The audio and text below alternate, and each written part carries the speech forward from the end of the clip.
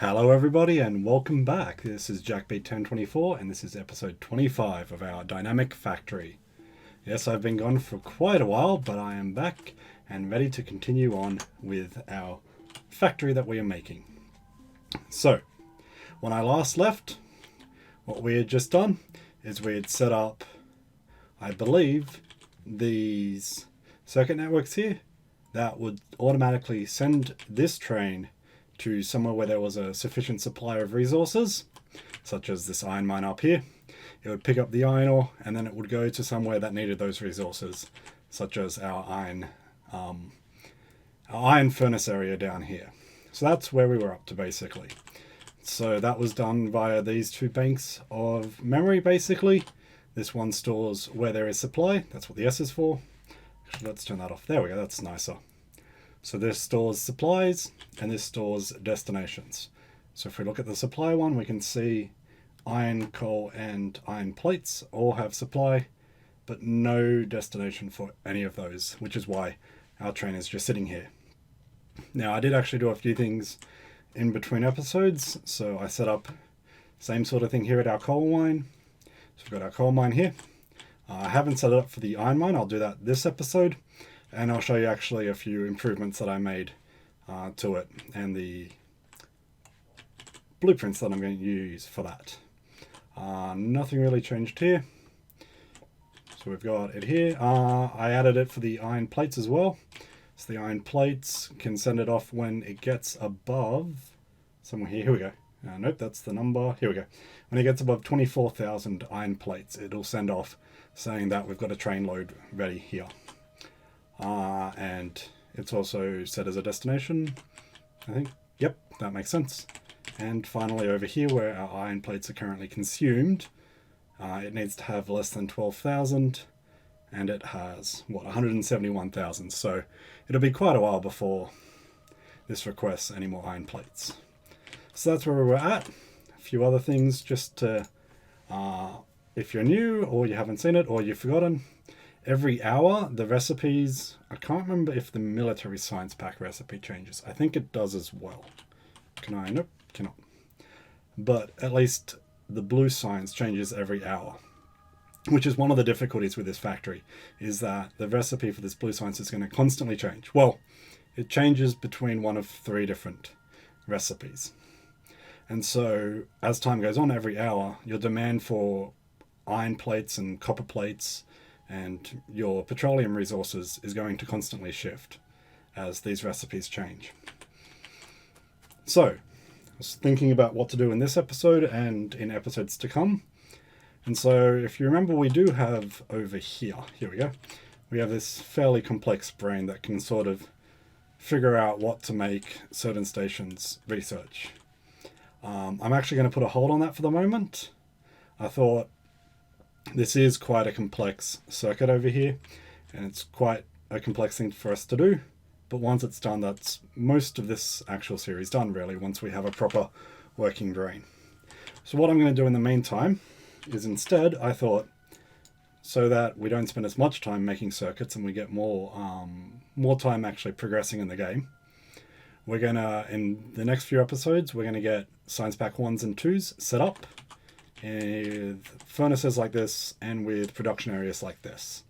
And so they will be statically set. So they're going to be set once, and I'm just going to keep them set like that for the moment. We're going to do the same with the blue science, but as I said, the blue science recipe changes. And so what we'll have is we'll have one bank for one recipe, one bank for another, and one bank for the third. I believe there's 3 different recipes. And so only one of those banks will be active at any time, because only one of those recipes will be active at any time. But I think it's a faster way to get started, at least with red, green and blue science. And it gives us a clear progression that once we actually get the brain working, we can actually have all those banks being efficiently used instead of 2/3 of them just sitting around doing nothing. So there's actually 2 things I want to do this episode. Well, actually there's many things I want to get done. So one of those is I want to go over to our little base that we have to the west, and I want to set up some automation of creating the, ooh, there was a odd lag spike as I got over here. Yep. I want to automate making our combinators. We're going to be using a lot of them, and I'm actually kind of surprised that I haven't already automated their production. So what I thought is we could move this line over here, and that gives us this nice space in here which we will use to make our combinators. So we'll need, I think we can actually get by with, yes, we can get by with just tier 1. So we'll just get 4 of them. I will want to be able to get some circuits down here, and we're going to want to get copper cables. So we'll actually bring copper cables in that way. Okay, so we'll bring circuits across here, bring copper plates this way, and we'll just straight off make them into cables. It's not a great number of inserters. Normally copper cables take about 2, but then that should be fine. Now, fortunately circuits are only on one side, but not sure. I guess that must be just because they're only created on one side. Yeah, they are. But this is slightly nicer. So we'll have them on both sides. We'll have 1, 2, 3. This one making arithmetic, this one making precision, and this one making constant combinators. Let's just put some inserters down. Do I have chests on me? Don't think so. I think... yeah, okay, over here is where they're made. That'll do. Put down chests, put down power. Such beautiful wiring, I know.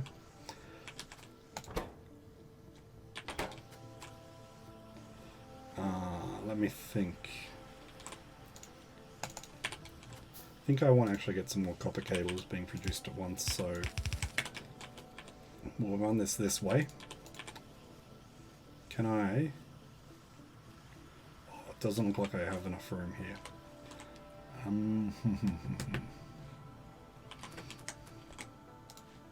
It's annoying. I'll just move this line, which isn't actually even being used, but this was our, we had a copper mine over here, and that's the line that's here. So if I ever move those miners and get that line running again, I want to be able to have it feeding into our copper furnaces that we have over here. So there we go. Another 2.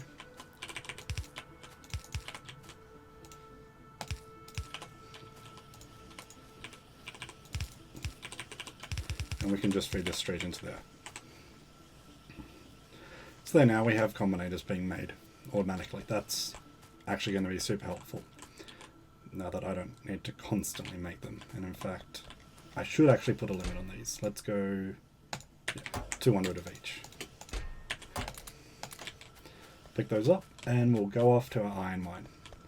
So what we're going to do now is we're going to go and we're going to set up the iron mine the same way.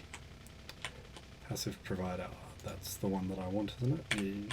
No, storage is what I want.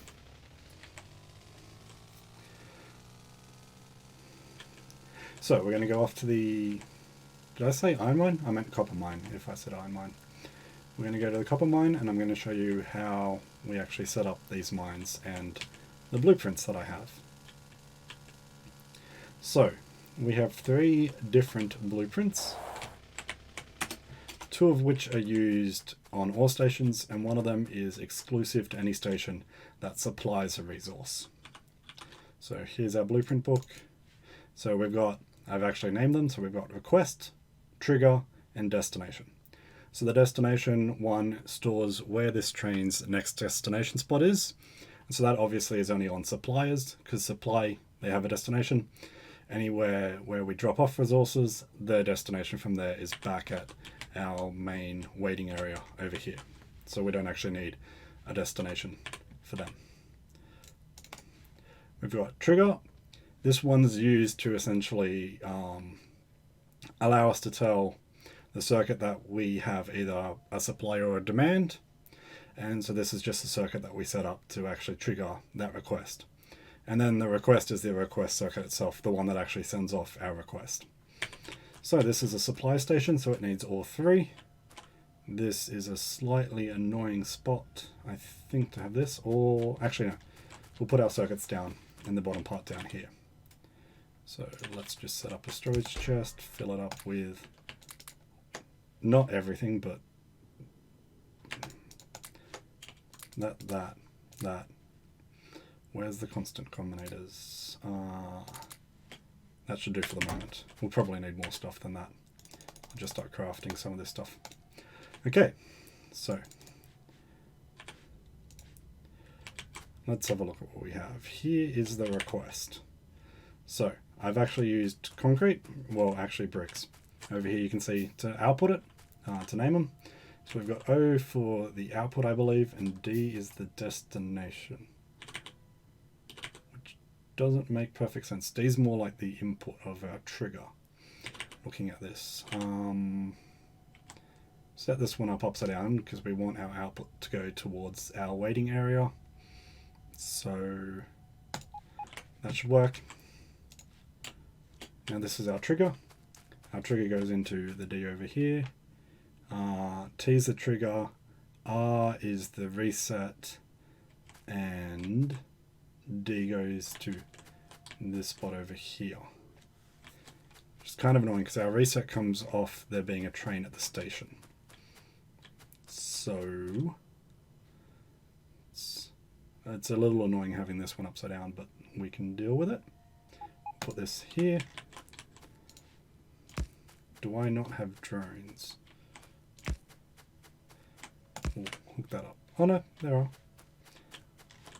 We're missing bricks, and we're missing those poles. Okay, now the last one we need is here we go, the which station is next. It has 4 markings. The 2 is for the second main network, the O is for the first main network. Maybe I should number them 1 and 2. I is our input, that comes from our train.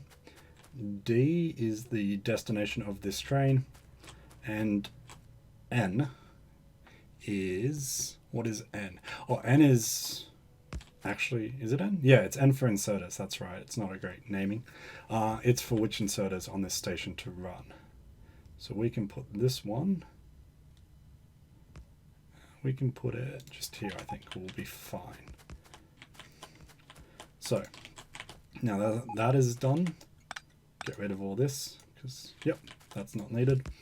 So green goes,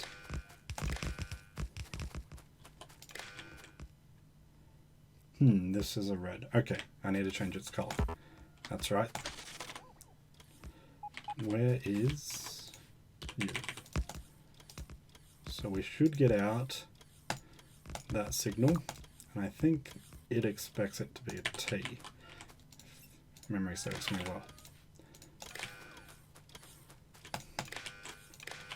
Yeah, T turns in, yeah. And that's not the greatest way. We get a train signal, we change it to a T, just to eventually change it back to an R. But that's how it's set up. How are these guys going? 7 more of those.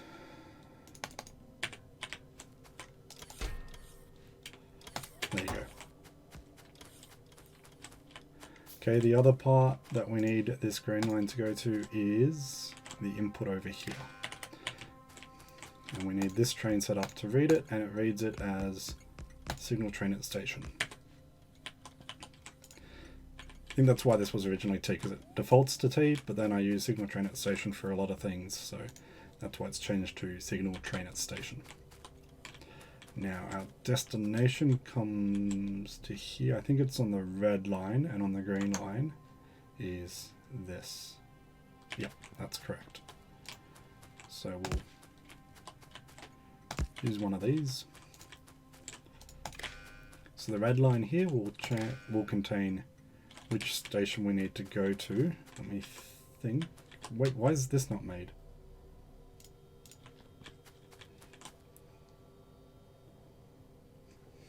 they're inside the network. Where are there drones just sitting around somewhere not doing what they're meant to be doing? Like, there's a bunch of arithmetic combinators that haven't been made. That's weird.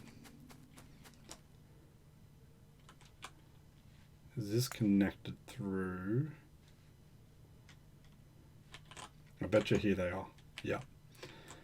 Let's hope they make it. Okay, you're going there. Okay, they're going to be here eventually.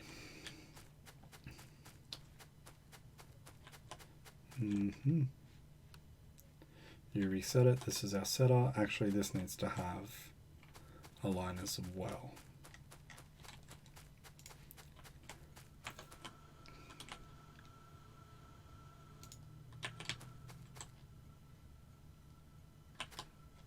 Let me just see. I don't think this red line here is useful. Yeah, we don't want that anymore. That's not how this works. I can actually get rid of that. I'm not sure what this is connected to. I don't want it to be connected to anything. So this red line will store how many items there are on our network, well, in our containers, which we need to know for when we have enough to send them off. So if I find, here's a trigger. Trigger is apparently on the green line. So we will move this over to the green line. The same way as normal. And just red in, get whatever you have, add nothing, and output it again. This time on the green line. Didn't think it would reach. Okay, so here's how we set this all up. So there's a lot of constant combinators just to set things up. So this is storing what items we ignore before we actually state that we have enough. So this is a negative number, and this is what we're taking away. And if anything is, if anything's less than 0, it outputs a -1, and when it's not outputting, when anything is less than 0, it outputs red as 1, and when red is 0, that's when this thing can actually trigger. So as long as this is outputting a negative number into this combinator here, any negative number will stop the trigger being activated. So if we put in minus 12,000 copper plates, that means that this will only get triggered when there's more than 12,000 copper plates, which is not what we wanted anyway. We want minus 12,000 copper ore. As it has more than 12,000 copper ore, it would set it off to get triggered. Now oh, that's nice, they've overlapped. This is what it actually triggers with, and this is the number that's used to actually tell us that this is the mine. Now this is a pickup. Supplies should be, let's just check the iron mine to make sure that my thoughts here are correct. Actually, we'll check this one because this one's nicely sorted. So trigger, here we go. 832. If we open up calculator, 832. I want to look that in programmer mode because it's all bit sets. Yep, okay. So it has to be 128 times this number. So that's 128 times 11, which is 1408 plus 64. 64 tells it that we are supplying this item. So 1472 is the number we need. We are supplying copper ore, 1472, and that tells it that we're station 11 and we're supplying. And that comes out this one, and if we connect the red of here up to the red of there, that puts it into this system, which sends off the request. So when we get enough copper ore, we get told to send off a request, and that gets sent off. Now this has an SR latch, which is currently enabled. I'll turn it off in a bit actually. And that means that we only request it once for every train. Once a train comes, it'll actually reset that SR latch, and so it can check again. Oh, do we still have more than 12,000 copper ore? Okay, we can send off another request saying we've still got items that you can pick up from here. Now, where else do we have? So here's the train input that comes into here. This is the one that checks where, when a train comes, this one figures out where it has to go to next.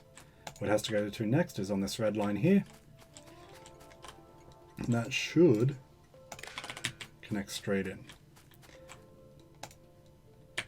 Yeah, I see no reason why that doesn't just connect straight in. Okay, we also have a green line here. Now this green line actually goes up to here and to these inserters. Let's not stand around on the train line, even though there's no danger at the moment. Already died once in this series from a train.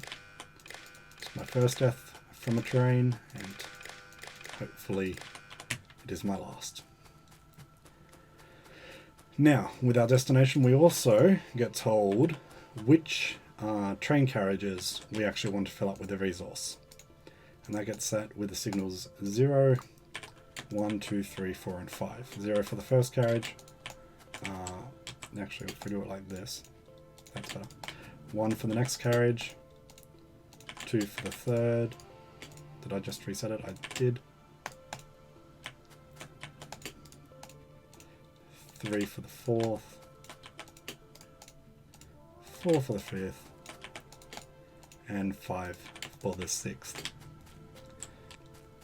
So when a train comes, this thing will say, okay, you need to go to, say, station 12, and I need you to fill up carriages 1, 2, and 4. And so 1, which is this, 2 here, and 4, which is here, would all activate and fill up the carriage. At the moment, you know, we're just sending them to smelteries, and so smelteries are on all 6 carriages.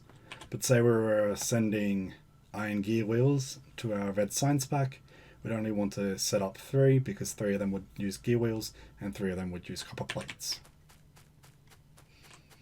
So that's that set up. Now, now we just need to actually hook this all together. Now, I'm going to follow this line. Okay. Now,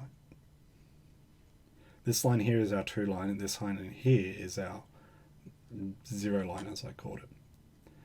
So we actually need a second. We do definitely need a second line. 2 is here. Let's set it to here, and we'll just follow the line we already have.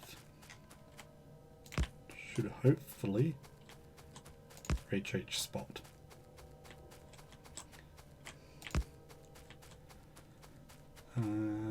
Yeah, I'll go above. Go here. And go here. Okay, so check this. This is our 2 line. You can see it actually connects to this 2 here. So actually we're gonna use the 2 line and we'll connect it up first. So it goes here. And then we don't reach. Oh, that is quite annoying.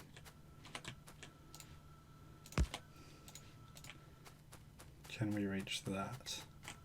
No. Okay. I'll take out that. Put 2 lines in here because we're going to need to send 2 through here. Don't need that one anymore. Okay.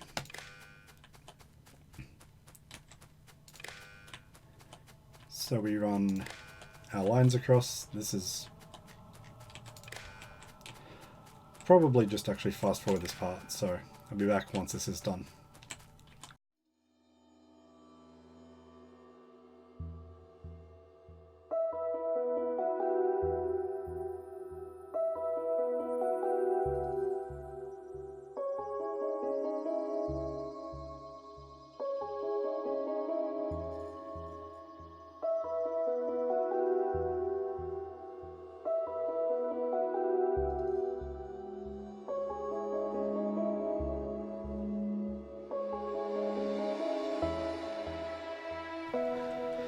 Okay, so there we are, we're done. Now, one way to check that we're all connected correctly, if we go into the debug menu by pressing F4, use this a few times, there should be circuit network numbers. Okay, so that'll put up, if I press the correct key, that'll put up numbers on our circuit network, so you can see 4790, 4807, 4836, and 5213, I think that is. It's annoying they've got how many entities are connected on the bottom number. But what we can do, so we believe 4290 is our 2, and that comes over here, 4790,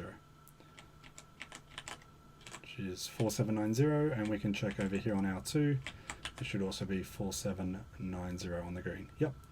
4807 should be on the 1. If we check over here's where it connects.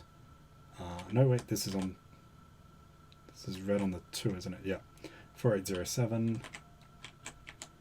4807. Okay, the 1 is over here. Where is it? It's this one here. So 4836 is green. 4836, and what's that? 5213. 5213. Good. That tells us that our network is connected correctly. If they had the same number on both of these poles, that means somewhere when I was doing that, I actually accidentally connected those two poles together, which would not be a good thing. It doesn't tell you where they're connected, so you have to kind of figure that out yourself. But this is now all set up, and so thank you. And there we go, our recipes have just changed. Military Science Pack is at index 1. That's interesting. Is that a different recipe to what it was earlier? I think it is.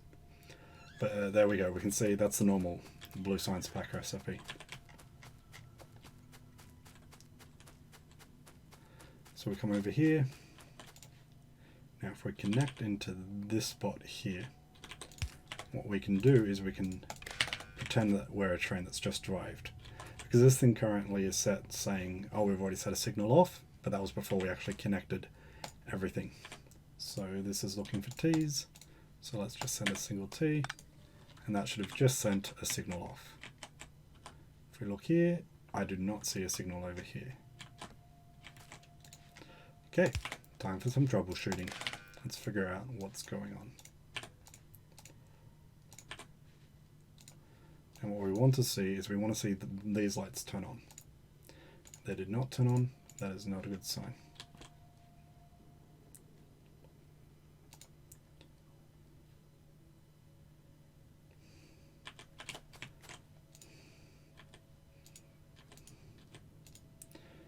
If anything's less than 0, output 1.